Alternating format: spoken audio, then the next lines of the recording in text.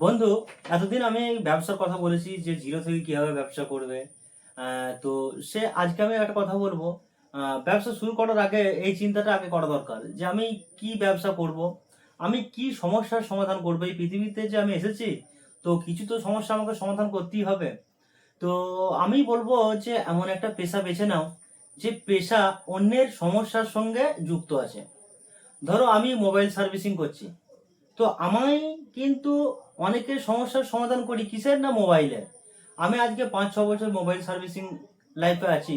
তো আমি নাই করে 5 থেকে 10 হাজার ফোন কিন্তু আমি রিপেয়ার করেছি। তো 10 হাজার ফোন যে আমি রিপেয়ার করেছি, এটা কিন্তু 10 হাজার মানুষের উপকার হয়েছে, 10 হাজার মানুষের সমস্যার সমাধান হয়েছে আমার কাছে। তো তুমিও এমন একটা পেশা বেছে নাও যে পেশাটা শুধুমাত্র টাকা উপার্জন নয়। আমি কিন্তু 10 হাজার যে ফোন রিপেয়ার করেছি, আমি কিন্তু টাকা নিয়েছি। আমি টাকা নেওয়ার পরও কিন্তু মানুষের উপকার করা যায়, তারাও কিন্তু খুশি হয়েছে, হাসি মুখে আমাকে কিন্তু টাকাটা দিয়ে যায়। যখন যখন আমি ফোন রিপেয়ারিং করে দিই, তখন কিন্তু অনেকে হাসি মুখে তারা টাকাটা দিয়ে যায়। অনেকে তো এসে বলে যা খরচা হয় করো, তুমি ফোনটা আমার সারিয়ে দাও। কারণ হচ্ছে মানুষের ফোনের যেমন মানুষের ডেটা সব কিন্তু ফোনের মধ্যে থাকে, অনেক ইম্পর্টেন্ট জিনিস থাকে যেগুলো তারা বলে আমার 5,000 টাকা খরচ হলেও ফোনটা আমাকে রিপেয়ারিং করে দিতে হবে। তো এটা একটা কিন্তু সমস্যার সমাধান। হ্যাঁ, আমি এটা বলছি না যে তুমি মোবাইল সার্ভিসিং নিয়ে চলে এসো। তুমি এমন একটা পেশায় যুক্ত হয়ে যাও যে পেশাটা মানুষ সমস্যায় পড়লে সমাধান কোনো জায়গায় পায় না, পায় হয়তো তোমার জায়গায় সেটা নেই, তোমার এলাকায় সেটা নেই। তুমি সেই পেশাটা বেছে নিতে পারো যেগুলো মানুষ চায় অথচ যেগুলো পাচ্ছে না। তাহলে কি হবে বলো তো, তোমার এখান থেকে একটা টাকা উপার্জন করতে পারবে, প্লাস মানুষের কিন্তু সমস্যার সমাধানও করতে পারবে। আমরা যেমন রাস্তাঘাটে বেরুলে অনেক লোক অনেক কথা বলে, দু একজন গালিও দেয়। ধরো আমি বাজার হাটে গেলাম, হাটে গেলে দু একজন দেখালে বলবে দাদা আমার এই ফোনে এই সমস্যা হয়েছে, কি করা যায়। আমি একটা ফোনের গ্লাস লাগাবো, কত দাম আছে, আমি একটা চার্জার নেবো, কত দাম আছে, এই হেডফোন আছে, কত দাম নেবে।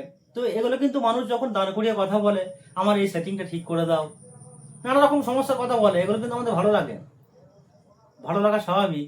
যে ডাক্তারের মতো আর কি, ডাক্তারকে হয়তো এত কেউ প্রশ্ন করতে পারে না, যেহেতু ডাক্তার মানে দেখলেই বললেই টাকা নেয়। তো আমাদের তো সেটা হয় না, আমাদের এমন কোনো কাজ আছে। আমি যেমন আমার কথা বলি, আজকে সারা দিনে না নাই করে হলেও 2 থেকে 3 জন কাস্টমার এসেছে, আমি চাইলে এই 3টে কাস্টমারের থেকে আমি 500 টাকা ইনকাম করতে পারতাম, কিন্তু আমি সেগুলো কখনোই করি না। সামান্য একটা কেস বলি, একটা ফোনে কিন্তু হেডফোন মোড এসেছিল, একটু জল পেয়েছি, আমি একটু ওপর থেকে ওয়াশ করে দিলাম, তারপরও কাটিনি, ফোনটা রিস্টার্ট করলাম, ফোনটা কিন্তু হেডফোন মোড কেটে গেল। আমি বললো কত দিতে হবে, আমি দিতে হবে না। এই একটা কেস হলো। আর একটা কেস কেস হয়েছিল যেটা মাইকে শোনা যাচ্ছিল না, বলছে হঠাৎ ফোন করতে করতে মাইক কাজ করছে না, ওটাও রিস্টার্ট করলাম, ফোনটা কিন্তু অটোমেটিক হয়ে গেল। আমি এগুলো আধ ঘন্টা রেখে দিয়ে আমি বলতে পারতাম 150 টাকা দাও, 200 টাকা দাও, এগুলো অনেক টেকনিশিয়ানই করে, কিন্তু সেই জায়গায় আমি করি না, আর সেটা আমি করিও না। ঠিক আছে, ওই টাকা থাকবে না। আর জীবনে যে পেশাটাই বেছে নাও, 100% সততা না থাকলেও কিছু সততা তোমাকে রাখতে হবে। হ্যাঁ, যেটা হচ্ছে মানুষকে আমি ঠকাবো না।